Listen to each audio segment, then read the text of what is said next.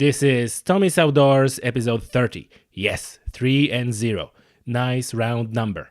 And it is also a first episode of the podcast in the new year, 2019. We already have a few episodes of the podcast where we talk about how being outdoors impacts our well-being and makes a positive difference, and also how that impacts our everyday lives.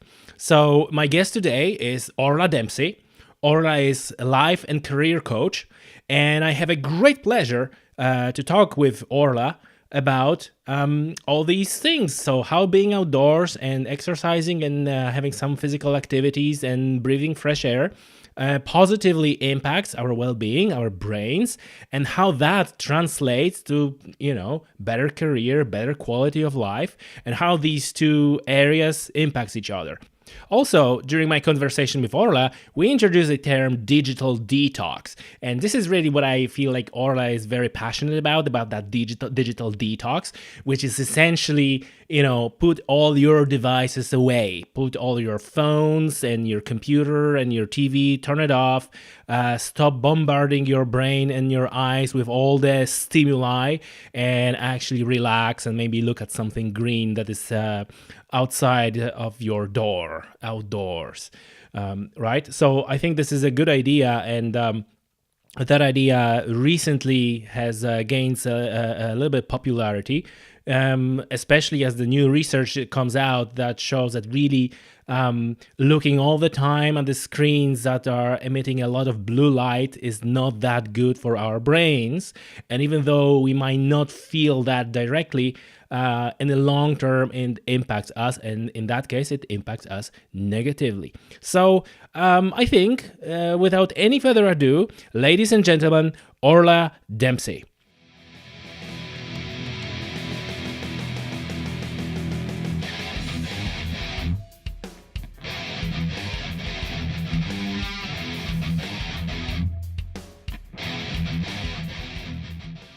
Okay, ladies and gentlemen, so with me today, Orla Dempsey. How are you? Great, thank you. All right, it's, so maybe a little bit of a, how did it happen that we're here, right? So you found Tommy's Outdoors podcast through Gronya Clancy. That's right. Yeah. So can you tell us what's the connection between Gronya and what Gronya does and what you do? Yeah, I suppose I'm involved in a few similar groups with her. Mm-hmm. I haven't met her personally, but I'm very interested in what she does with her clients, and the link just came across through her page. Yeah. So just for people who are just tuning in, the podcast with Gronya was again about kind of benefits for mental health and the outdoors. And in the podcast, obviously we're talking about everything outdoors. So it's not only cycling and fishing and hunting, it's also all the other benefits and all the other stuff. So I was quite happy when you contacted me, because I think it's very important to also kind of highlight the importance of the outdoors, right? Absolutely. Yes, I'm a big fan of getting out for our mental health and for the freedom that it gives us outside. For the past number of years, I've done mud runs. I'm an avid runner as well. Mm-hmm. And so, you come back from the outdoors feeling refreshed and, full of life again, full of energy. And you're running. Are you running competitively in the marathons and so on, or is it just for fun? Just for fun mostly. I do a few 5Ks, 10Ks mm-hmm. throughout the year, but my main passion is the mud run. So mm-hmm. any obstacle race, into the deep water, and it's called Tough Mudder. There's the one right. I know the guy who was taking. Actually, that he might be a good guest on the podcast too. Can you tell us a little bit about that? How did it start that you taking these? I suppose the real what really attracted me to the mud runs is the fact that there's not a really competitive nature. Mm-hmm. Everybody mucks in together. Everyone helps one another out. Mm-hmm. Even the weakest can help somebody pull somebody over an obstacle. And so it was different in that, from me doing my 5Ks where I was trying to beat my time. Mm-hmm. This one was, you ran if you wanted, you walk if you wanted. And yeah, it's just a wonderful time to be outdoors and to have the community spirit. So it's this cooperative nature rather than competitive. competitive. Absolutely. So is it like a kind of like a military obstacle course kind of thing? Yeah, I suppose in the past I would have done a military style whereby it was in the Curragh camp actually. Yeah. And yeah, that would have been, a good experience too. But my main passion is, that just everybody gets out for fun. There's there's the crawling under the ropes and the through tunnels, and nothing can prepare you, I think, for some of the obstacles that are there. Yes. And are you doing any preparation prior to that? Like you're doing your 5Ks and so on? Or are you just taking it like as it goes, like let's see what happens? Oh, well, I suppose I'm always getting out for a run and a couple of times a week. And then I do some strength training as well. So, right. So you can pull yourself on the other obstacles and stuff like that. Yes. Wow, that's awesome. I didn't know that. That's very. And you're doing like a couple of those events in a year. How does it like? Can you explain to our listeners like how the like a circuit, for the want of a better word for this mud runs looks like? Oh goodness. So this year I would have competed in both the Tough Mudder event, which was in July, I think, and then in August, September time. The Hell and Back, which was in Kilruddery, just in Wicklow, and both were fantastic events. I really enjoyed it. I think one was 7K and the other was 8K. I suppose my practice for those would be just making sure that I'm getting out for my weekly runs. And at the moment I'm doing some boxercise classes. So it's just all about being active. And I think because they're not competitive, so long as you are active, you're going to be able to get yourself through it. Yeah. Is the fact that you're all wet and muddy kind of an issue? Is it cold? Yes. All right. And in my Hell and Back this week, or in September, the very first obstacle was into an ice bath. Right. So you were wet then for the rest of the race. So yeah, that was pretty. Are people like getting sick there and then cold and all that? Yeah, and your body freezes up a lot because of the ice. Yeah. But it's all part of it. All part of the fun. Yeah, absolutely. That's very sick. So listen, can you tell us what you're doing? Like we are in a beautiful facility here, and so maybe a few words, like what's your main job here? Yeah, I suppose I am a career and life coach. I qualified a year and a half ago now, and I am working with people who are stressed and overwhelmed. I also work as a primary school teacher as well, so I feel like I have a lot to offer teachers who are stressed and overwhelmed. So, so you can see your colleagues at work and say like, well, you might want to talk to me after you're done with it. Yeah, I suppose it's just stress and overwhelm is a major part of life nowadays for everybody. I think nobody is exempt from it unless and my aim as a coach is to be able to provide people with strategies or to make them aware of strategies like getting out into the outdoors in order to be able to deal with that. Yeah. But I think sometimes it's a really conscious decision that we have to make of putting things in place because it can consume us if we don't really kind of look after it and be mindful of undertaking things that will help us to deal with our stress levels. Yeah. And would you say that going to a mud run or anything like that is one of the? I think is it the cure? I think getting outside of your comfort zone is fantastic, and definitely every time I challenge myself to do something like that, that's outside of my comfort zone. So it's definitely great for the head. Yeah, this is very interesting what you said. And by the way, I am also a big fan of getting out of the comfort zone because, like they say, inside the progress is not made inside the comfort zone. So we need to, if you want to move forward, you need to go outside of the comfort zone. But can you lay it out for our listeners?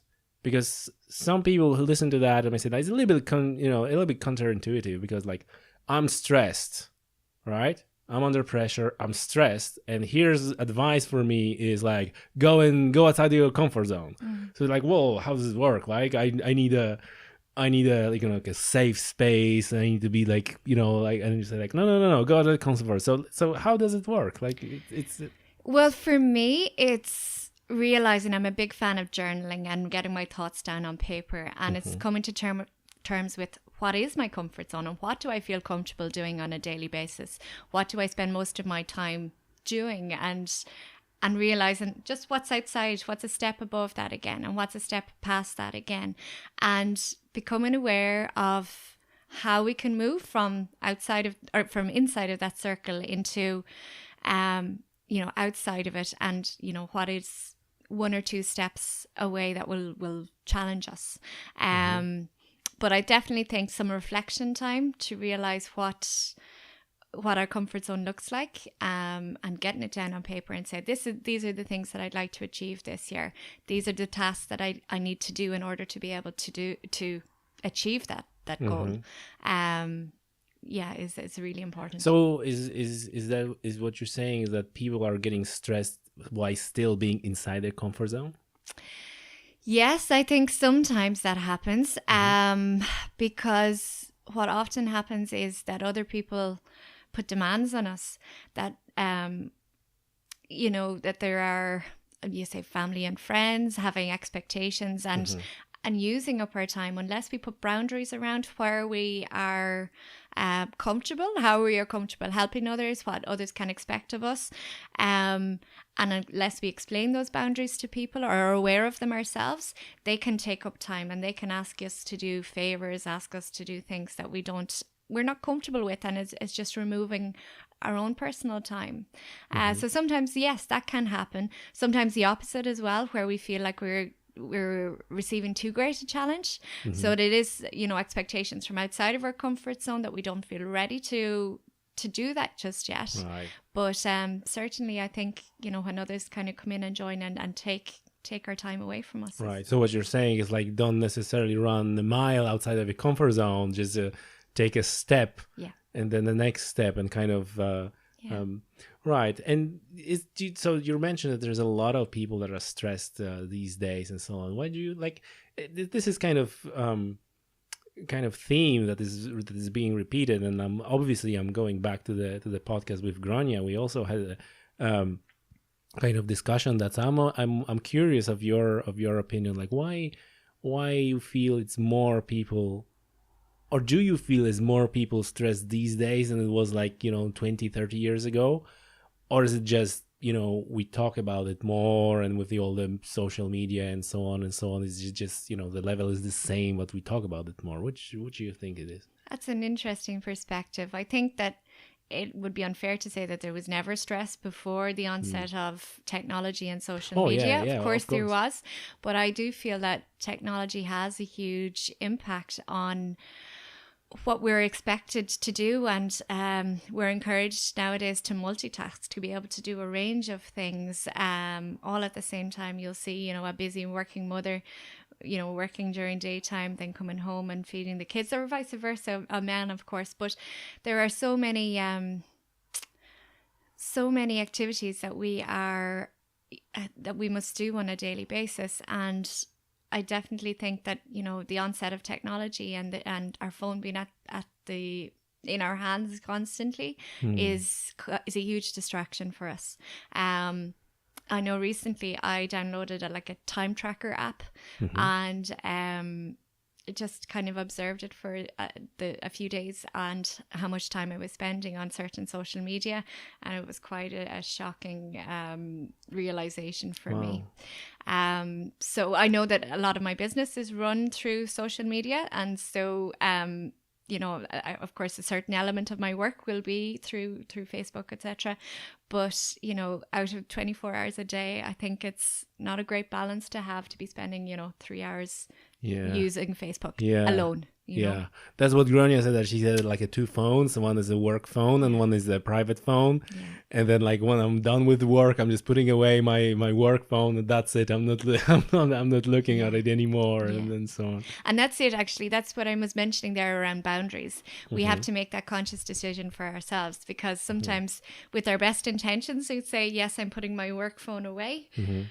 But sometimes it can sneak back into our hands, and I just need to check this email, or I just need to check if that client has responded to me. So being able to be aware of what our boundary is, and it's now 8:00 in the evening time, I'm going to shut off the phone and kind of stick to that and create that as a habit.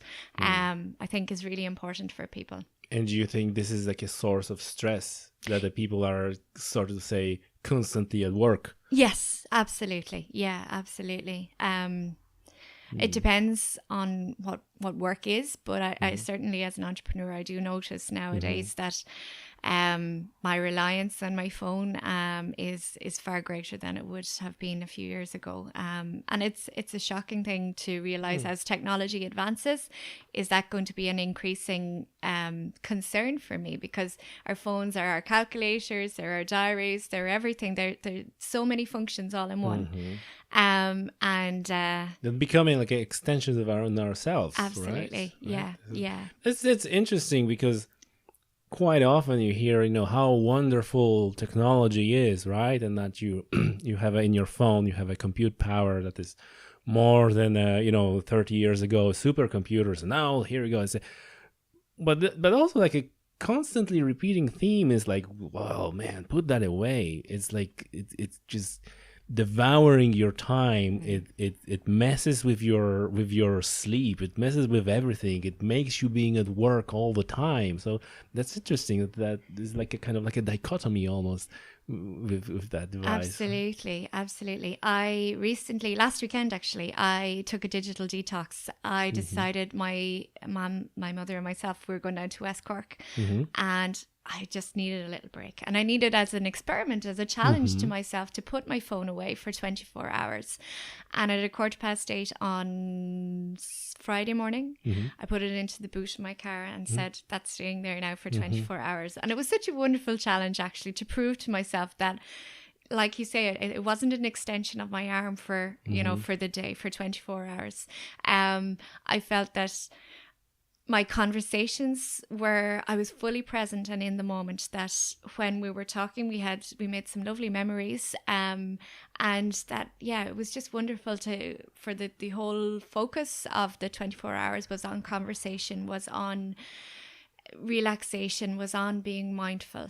And I would love to see more people engaging and actively putting that boundary around, one day a month or one day every 6 months even, just to be present with their families, with their own lives, and get to know themselves again a little bit better. I think this is what outdoors gives you, that these days, and especially in Ireland, it's hard to find the places without reception, although there are places without reception. So I'm quite often going to a farm in the bounds between it's about border on County Cork, and there's no reception there. And you go in and you just like don't even bother looking at your phone. And like, first of all, why would you? Because it's all these things. There's a lake and there's a mountain and all that. But then even if nobody will bother you with the call or anything like that. Or for example, if you're going for a run or for an event or for a cycle or for anything like that, it just like you said, you're kind of like in a state of flow.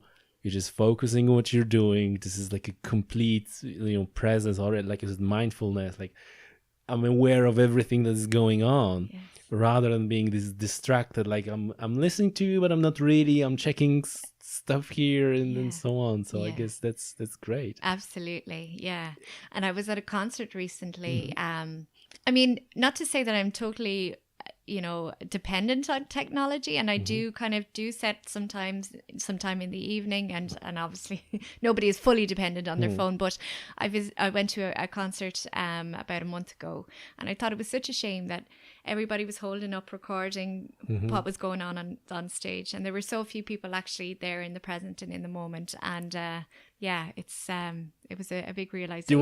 There was like a photograph on a taken during one of the cycling races. I don't know if you saw that. There's like these metal kind of barriers, so people are behind that, and the cyclists are going, and there's a whole crowd of people, and every single one of these people have a phone, and it's looking at those cyclists through their phone. And among all that crowd, there's like a crowd is a like old lady without a phone is just watching this wow. But it was like kind of like, what's wrong with those people? Like you actually there, right? And this is a sentence that I heard some time ago, that people are more focused on documenting instead of experiencing, right? So you see that like your people is like a points where you can get out of the car and take a photo, especially in Kerry, like Slyhead, and right there are signs and people can pull out, and people are getting out of the car, and the first thing they pull out their phones or cameras. Is like no one kind of actually stands and like look at it, right? Yeah. And what I noticed, what's funny, because obviously I fall for that trap as well, that like again, back in the days, you had a camera with 36, photographs, and that was it. So you were very careful, right? You go out and you just looked at it, and like you're very careful, and you took this one photo, Yes. and you move on. Like right now, you're just taking massive amount of photos. Yeah. And myself and two of my friends, we were in Italy, right? And we were just taking photos of everything, like dumb people. There's just this, like, and we ended up with like a gigabytes of photos. It was like all the same because like three of us, like, and obviously like, give me all your photos. Like, give it all. And it was like 6 or 7 photos, like exactly the same. And like, who gonna watch that? Yes. We probably looked at them once, Yeah. right? And if you realize that, it's like I actually have been there. I don't remember much. I just have like a whole lot of crap photos that I don't even bother looking at them because it's like 378 of them. Yeah. So it's like, it's crazy. I really like that image though of, looking back into the past and really having to be selective about, because you only had 36 frames to take, to experience it first. And then, oh my goodness, you take the 1 or take the 2, and then that was it. And I think that's a lovely way to think about things, about the scenery and the highlights of our life, I suppose. Yeah. That's great, because then it you have to experience that first, right? We have to experience like this. So what's your thing? What would be your advice to people to kind of break that cycle, because it's quite hard, right? It's like those phones are always, the cameras are always like what would be your advice? I suppose what I had done the day before I had decided to do the digital detox was to look at my boundaries actually, and when I thought and projected myself into the future, I said, in 10 years time, or what am I going to appreciate, what will I have needed to gather in my life to get me to be a success in 10 years time. And I realized that the strategies that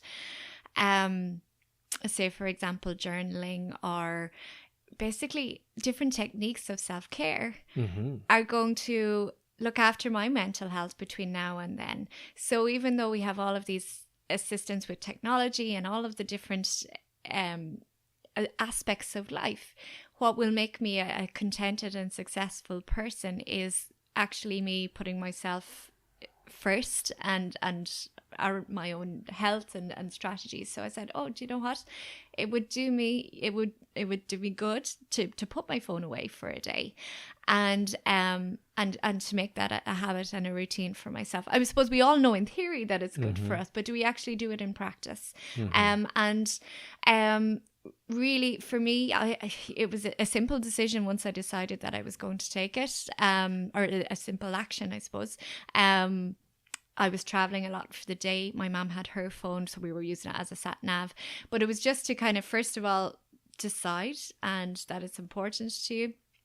I suppose choose a good time as well. It was a good time for me, the time when I chose to do the digital detox, because I knew that I wasn't going to need my phone urgently, or nobody needed to contact me urgently. So I was my mind was free to be able to put it aside, and yeah, just and stick to it if you can.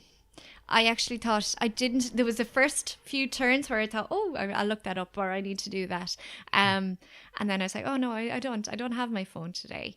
And it was simpler than I thought it was going to be. And I was like, I knew that, at 8:15 the following morning, I was going to have access to these things. But also, what I also found was quite interesting was, it only took me about 10 minutes to catch up with, the people who had texted me, or there was different alerts, whereas it would have taken me all day and I would have been distracted all of that Right. Saturday.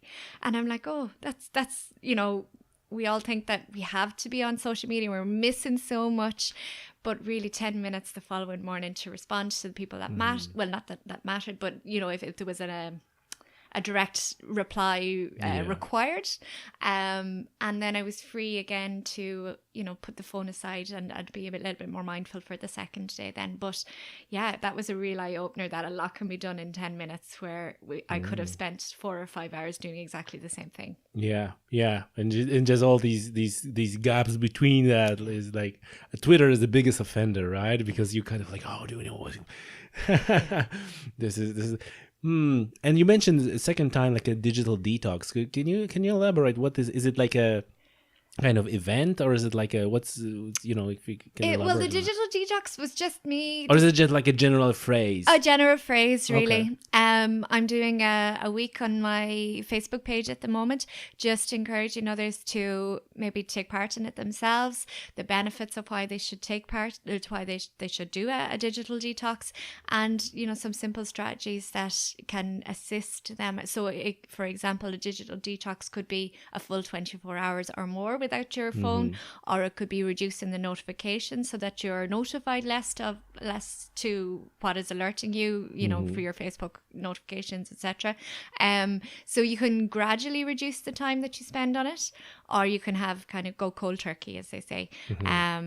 But it won't be the same answer for everybody, really. Whether it's just realizing and coming to terms with the fact of how much time we spend on it and what we can do about it. Or get like an old school flip phone, like like that doesn't have all the internet connections. You have your text message, you have your phone. That's it, right? Absolutely. How happy would we be? that's very interesting. So, and it's also kind of you're doing that through social media. It's like, don't do social media. Why are you on social media? Yeah. Put it away. So then you see somebody disappears. Like, Yeah.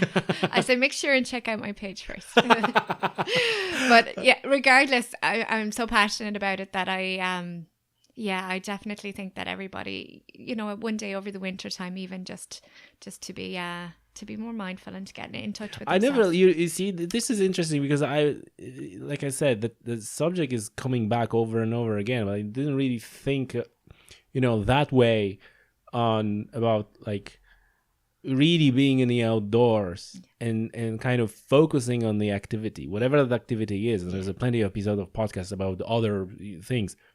That's actually taking digital detox. Yes. Absolutely. So this is like right there. Yeah. It's right there. Yeah. Why do you think we need... So obviously, the first thing is like, go out in the outdoors, whatever floats your boat, go out there and just make sure you're not checking your phone constantly, which you can't if you really focus on what you're doing. But why do you think it became such an obsession or such an addiction? The phones, all the social media. Why do you think? Well, I think the more functions that are on them, the more reliant we become on them. So it started off just after the flip phones, like you say, with the calculator that was on it. Then it was, it's a wonderful camera. It's way better than my regular camera used to be. Or and so the more functions that are there, the more reasons we have to pick it up, and then it becomes a habit. And just unlocking my phone, the same app actually clocks the amount of time that I unlock my phone. Right. And that's quite interesting. What's the app? It's called Your Hour. Your Hour? Yes. All right. Yeah. And sometimes we pick up our phones for no reason at all. And, it's a habit, like you don't think about that's it. That's it. And I might not, maybe, 10 seconds on Facebook, a little scroll, and then it's locked again and put away. And really, when you think about it, I don't need to do that. But like you say, it's a habit that we've gotten into. And it started really, from my opinion, just from the number of features that it has nowadays and the amount of social media that's out there. So if you're really into social media and you have your Twitter account, you have your LinkedIn, you have your Facebook, our banking is on there now. And it's connected to your Amazon, so you can spend easy. Absolutely.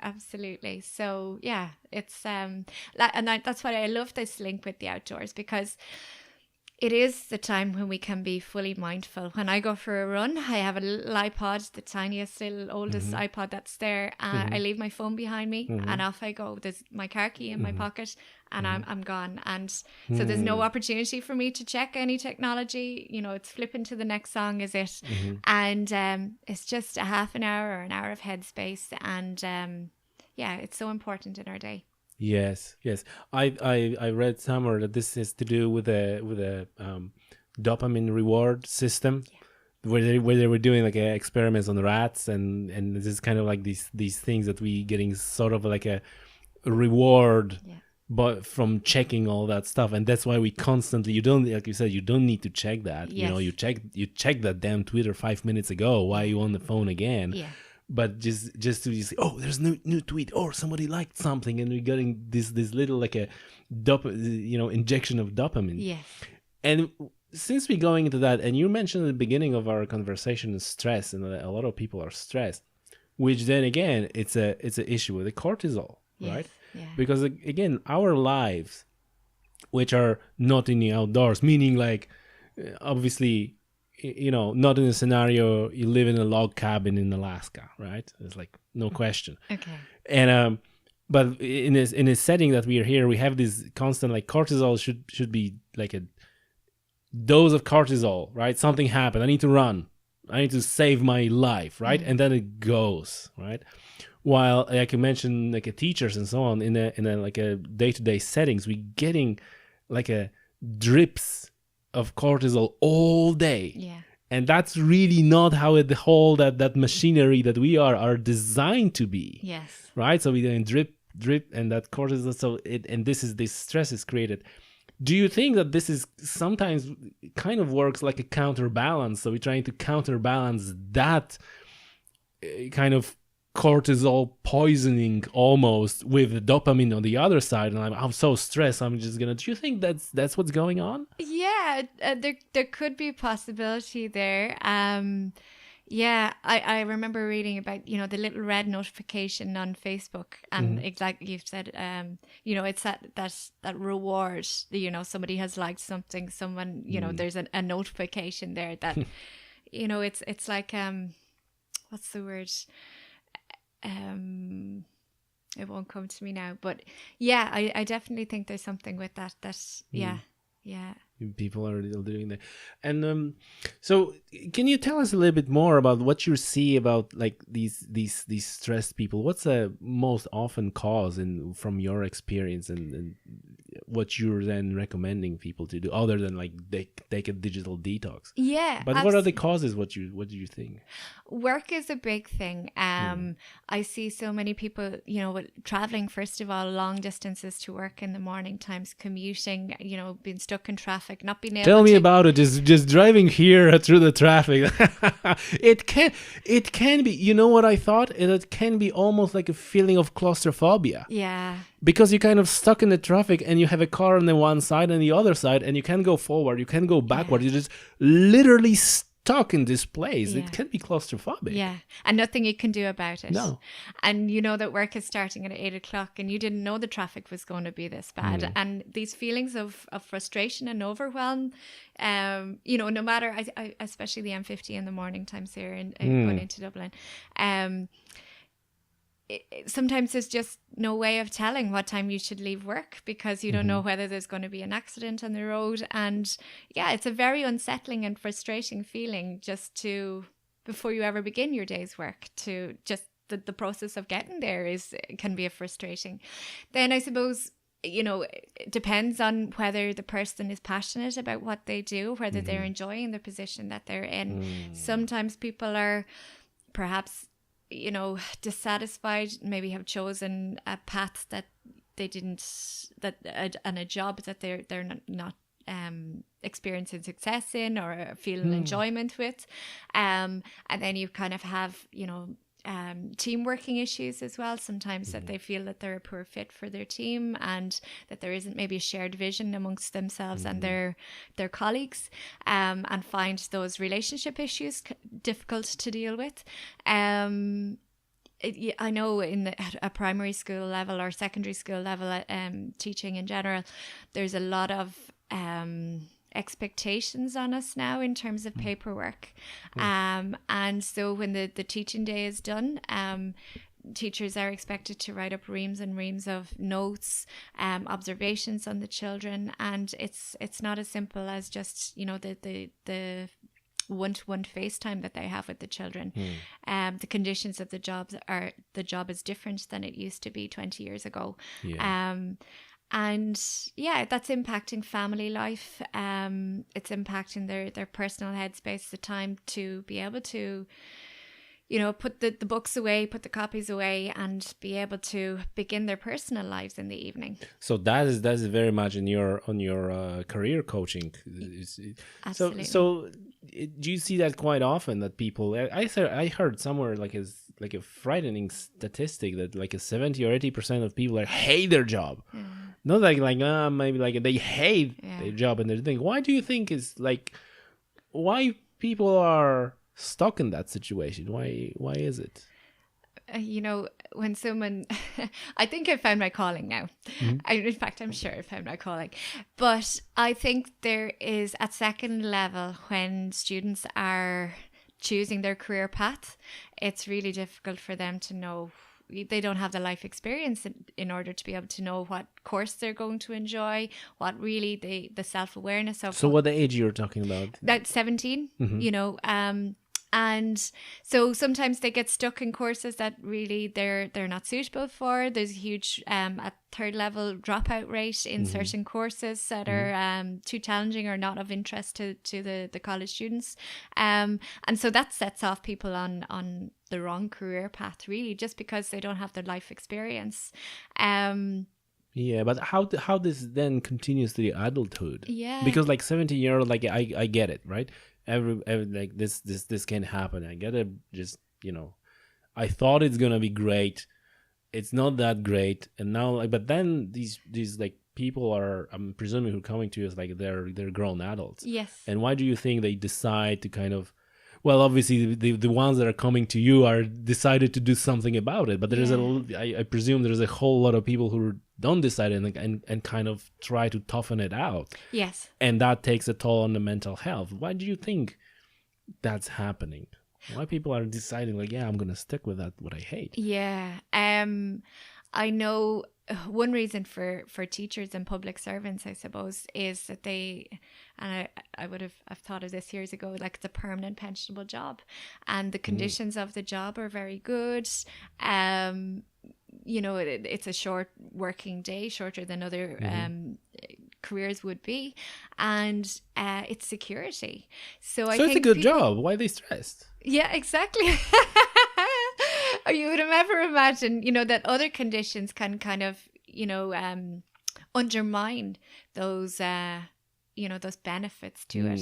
And sometimes you'll see, even especially in the UK, but also starting in Ireland, that a lot of teachers are getting out of the job because they're not being paid well enough, and the conditions of the job are being deteriorated in terms of, like I say, the amount of paperwork required by them, and you know, and parents are also stressed as well, and sometimes that creates kind of disharmony amongst the parents and the teachers. It's like a compounding effect. Everybody is stressed. And now like everybody is stressed, and there's a little bit of an issue that is kind of easy to iron out, but because everybody is stressed, it's like a big explosion, and there's even more stress, right? Yeah.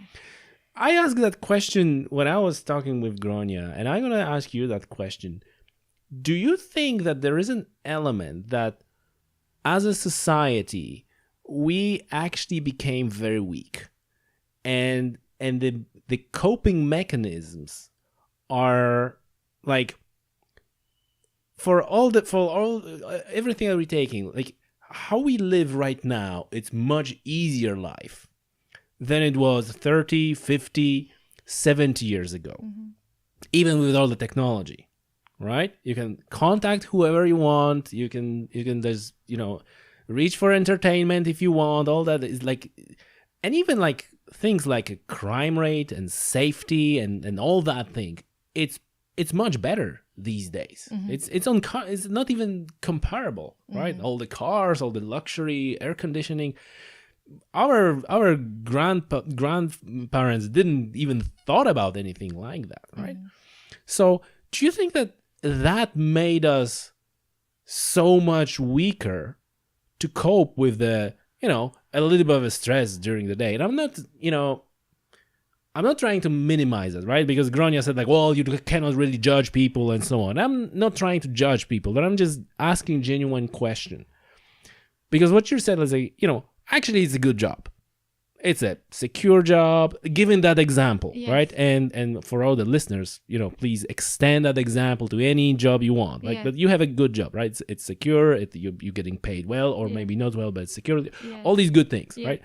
And then you have a little bit of a stress related to X, Y, and Z, Yeah. and that grows to such a enormous issue that we start talking about mental health and affecting day. Like, you have a short, you can say short day work. Like, you finish your work, you go home, and now you enjoy your life. Like, Yeah.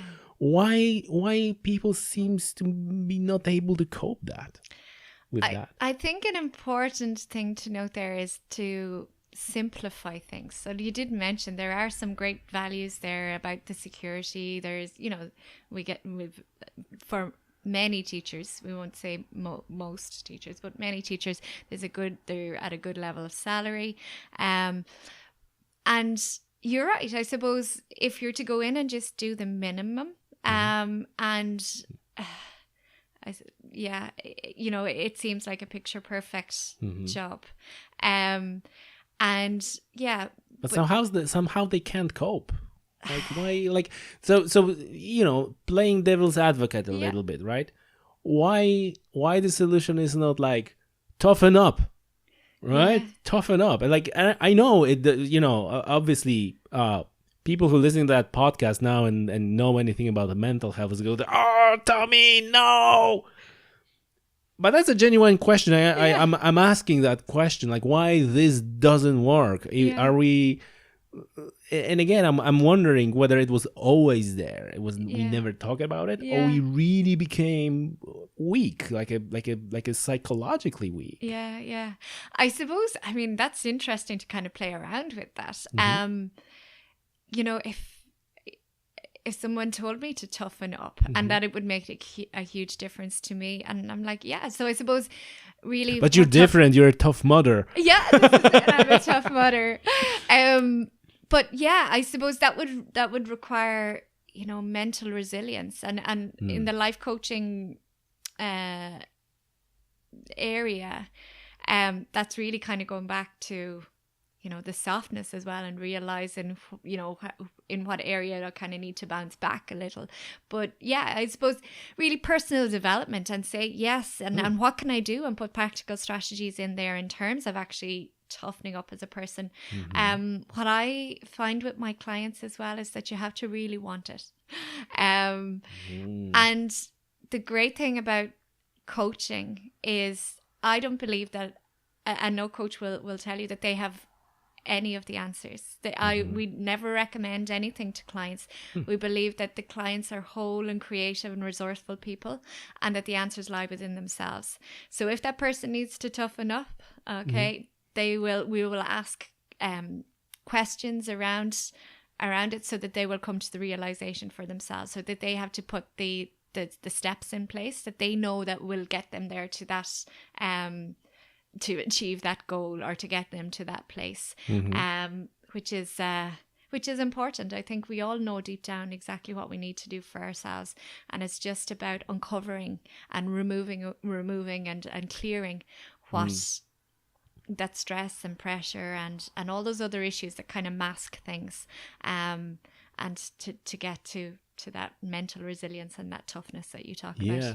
And is it like when you're working with a client, you kind of see or expect what they need and kind of try to guide them to, because this is like even in the leadership, which is like my other job. Yeah. It's like, the best idea is to convince somebody that what you want them to do is their idea, right? That's a bit. So is it like an element of that you're actually see what any given person needs? For example, that person needs to change a job, or that person needs to spend more time outdoors, or whatever, and then you kind of curating, maybe for the want of a better word, conversation that way, so they're gonna find that spot? or you're approaching that completely like, I don't know, you need to figure it out yourself, and you're like, which one is it? I suppose it's between those two options. Right. Really, coaching is mostly about uncovering the issues for the clients themselves. So I would never recommend anything to a client. However, there's a coach is also an educator. So sometimes, especially in my career coaching sessions, so that would be the nitty gritty of, working on CVs, building interview confidence, that kind of thing. So that would be more directive. Right. But really, coaching is a journey. So when I work with one-to-one clients, they book in for a number of sessions, and I'm there to support them each step along the way. So sometimes the realization will come, in the first couple of sessions, or sometimes the client will need more time. But generally, they will come to their own understanding and their own realization of whether they need to change job. But it's through powerful questioning that will be revealed really to the client themselves. Yeah. So if somebody comes into your office and says like, well, look, Orla, I hate my job, but I love cycling, or fishing, whatever they sailing, but I like, how possibly could I do this? Like, what approach would you take? What to expect, and is that a really realistic thing to do? Yeah, well, it'll vary from person to person, but one of the first things that we'd look at is the client's values. So if they value something like security, and if their job is providing, if one of their top 3 values is security and having that regular income coming in, having perhaps routine, and if they feel that they're passionate through cycling can provide that for them, they're passionate enough to drive, whether it's competitive cycling or whatever it is, and their passion can become their career, and they're willing to take that on board and take the action to get themselves there over perhaps a certain length of time. That would be an option, but we would have to look at where their values lay in terms of how they're able to deal with big changes like that. Sure. So can you explain the difference between life coaching and career coaching? Because it seems there's a huge overlap. Absolutely. Yes, absolutely. And oftentimes when I work with my clients, they think that they're coming for career coaching. But the thing is, each area of our lives, whether it be, environment, so your home and work environment, whether it's your fun and relationships, whether it's your love life, we're holistic. It's a holistic approach to things, whereby there will be a huge overlap between different things that is going on, because your career will have an impact on your family life, your environment, where you're going to live, that kind of thing. One client came to me feeling very stressed in work, and when we pared it down and brought it back, really she realized that her issue wasn't really with the work itself, but the amount of support that she was receiving from family surrounding that. So when her free time was in the evening time, maybe the balance of childcare, and how much extra support that she needed, or strategies to put in place in terms of being able to do her plans and putting time aside for herself. That's huge, right? Yeah. That's support. Like you're much more likely to cope with stress if you have a support, right? Absolutely. Yeah. So to say the example, I have a job that is tough and I kind of don't like it, but it's I'm getting good salary, and then if at home you get like, well, good job, look at all that, you get more motivation, while instead you get like, oh, you always at work, whatever. It's like, oh god, I just had, right? Is that the support is like, and it's like through this coaching session, can you provide like a sort of a, maybe not support, but kind of guide people to find that support, or like... Yeah, absolutely. So we often use a brainstorm as a tool to kind of open up the mind. So often, and I quite challenge my clients on that, because sometimes the answer will come, instantaneously to us. But sometimes I would use, and what else? And what else? What else could happen? So I could get support from my husband. I could get support from, my parents. I could get support from the creche. Okay. If they needed extra time in the creche, and just brainstorm all of the available options to them.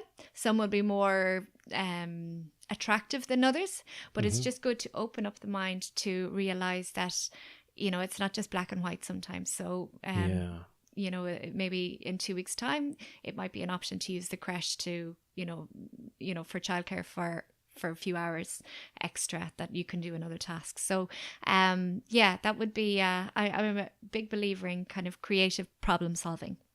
Right. That's a huge thing, right? Yeah, absolutely. Well, that's good.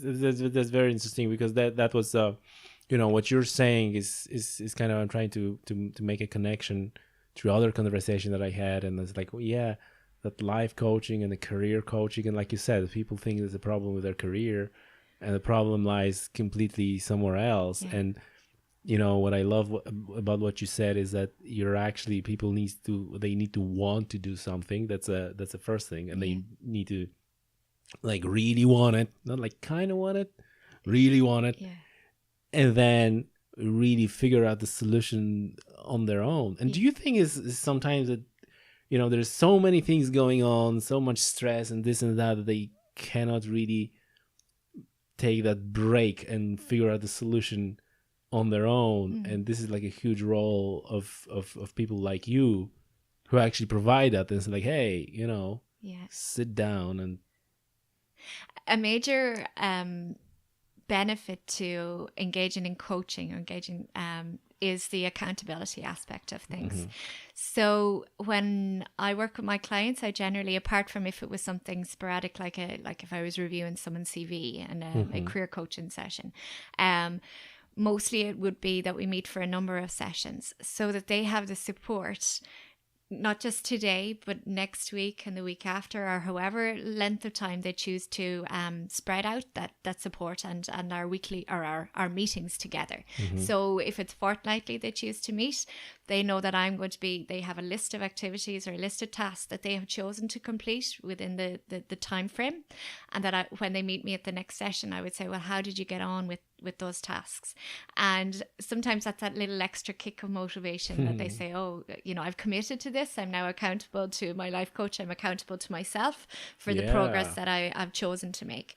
So rather than, sometimes for mental health, people will see their doctors or they will see other kind of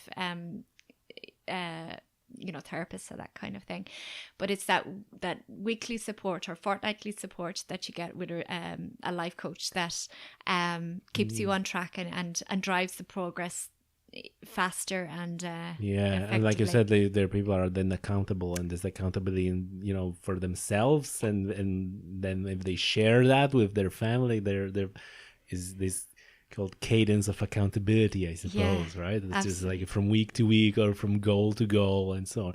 You know what? I had a thought that kind of ties what you said to earlier about the phones and all that. That people maybe, if they put away those phones and distractions, like, no, I don't want to focus too much on the phones, but all those distractions, right? Because like, oh, I'm going to put the phone down, but then I have a, Netflix and YouTube on my TV, and like nothing changes, right? If they put that all the way and go to that digital detox, maybe they could figure out a lot of this stuff on their own. Yeah. Because like people kind of afraid to stay with themselves, with their own mind, and it's like then trying to kind of go away, I'm just gonna do something, and they are like, don't afraid to do that. Yeah, absolutely. We're just being bombarded with messages from all around us that it's we're beginning sometimes, I think, to become alien to ourselves, and to remove those distractions I think is really important. Listen, tell us how people can get in touch with you, and who would be, in what cases you would recommend, like, I can, this is where I feel like you can benefit hugely with working with me. have a Facebook page. My Facebook page is Orla Dempsey Coaching, and I am the life pressure eliminator. Wow. So, yes. And you're saying that only now. Life pressure eliminator. I love it. That's me. I love it. I love it. I have a website also. It's www.orladempseycoaching.ie. And my packages and what I do, especially geared towards teachers, is available there. But definitely, if anybody who is feeling stressed and overwhelmed and they would like that support and accountability and paring things back to figure out what's important to them and want to put steps in place even between now and Christmas time. Christmas can be a stressful time for people as well. Just to talk, just to open up and chat sometimes really just is really important at any time, I suppose, but especially around, the dark winter months also. Right.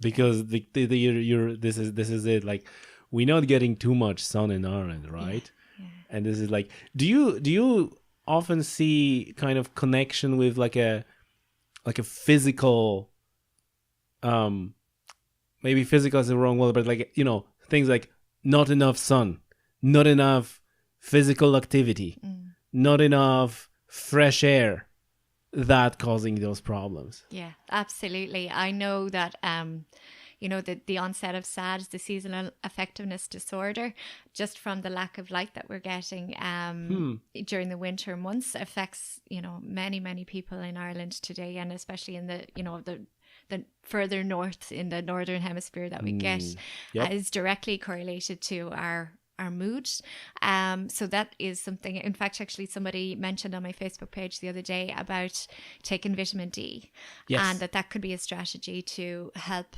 lift our mood and prepare for the winter season. So I think that could be something for, it's little strategies to put in place. Give it a try, see. And I think that's the nice thing about with coaching as well, is it's measurable. So I will ask a client at the beginning, maybe of a goal setting session, where say, how, on a scale of 1 to 10, how confident are you of achieving this goal? And at the beginning, before we've done any talking about it, they would say, it's something I really want to do, but, and so they would level it perhaps at a 3 or a 4.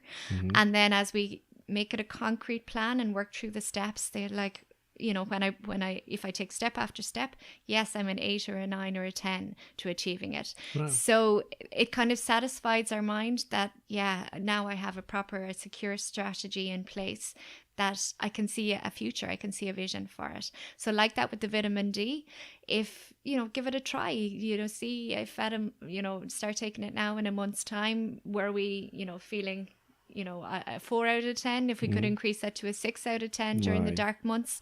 It's important for us to be able to see, to diagnose our moods. Pro tip is that the vitamin D is metabolized in the presence of vitamin K2M7. Yeah. So take K2M7 as well with vitamin D. Very good. That's I know that because obviously that's a K2M7. Yep. So that's like a pro tip. I have one more question on, because you've just dropped that life pressure eliminator, right? I love that. Can you compare life pressures related, like current life pressures related to our life and being bombarded with messages and all these things that we were talking for the past hour, versus life pressures of someone, like indigenous people who have a life pressure, they need to figure out what to eat, what's the shelter, where's the water, is there a, bear or whatever, like arguably much more serious life pressures, right? Can you compare that? Like, is it they look more serious, but they kind of more serious in a physical world, but they're mentally they're not that pressurizing mentally, while what we have, we kind of safe physically, but our minds are getting destroyed? Is that what happened? I think what you're talking about there is Maslow's hierarchy of needs. So we have our basic needs. Please explain that. we have our basic needs, you know, the need for shelter, the need for food, but also as we go up, down the pyramid, we have things like, you know, acceptance, and we need to be recognized. So recognition is high for some people if they feel that they are kind of being repressed, that they really feel the need to be building themselves up and be significant in what they do. So yeah, as they're more refined needs, but certainly I think even back to the indigenous people, they would certainly have had those needs, even though they would have been dealing with the basics, you know, of just being able to cope with those basic life skills. But yeah, it's all part of human nature. It's just to be aware of them, really, of how and in what way. I think like we talked about Facebook there, some people are constantly posting, you know, their updates and what is that need in them, that whether it's need for, you know, recognition, or whether it's need for, you know, to reach out to people for connection also as well. But they're all our needs, Maslow's hierarchy. Fantastic. Okay, Orla, any concluding thoughts for our listeners? I would love anybody who is feeling stressed and overwhelmed to get in touch with me as a life pressure eliminator. And I just love that title. This is fantastic. Fantastic. I'm available for one-to-one sessions. I do some workshops as well, and my CV review and interview confidence. So please get in touch if you need me. All right. Thank you very much. Thank you.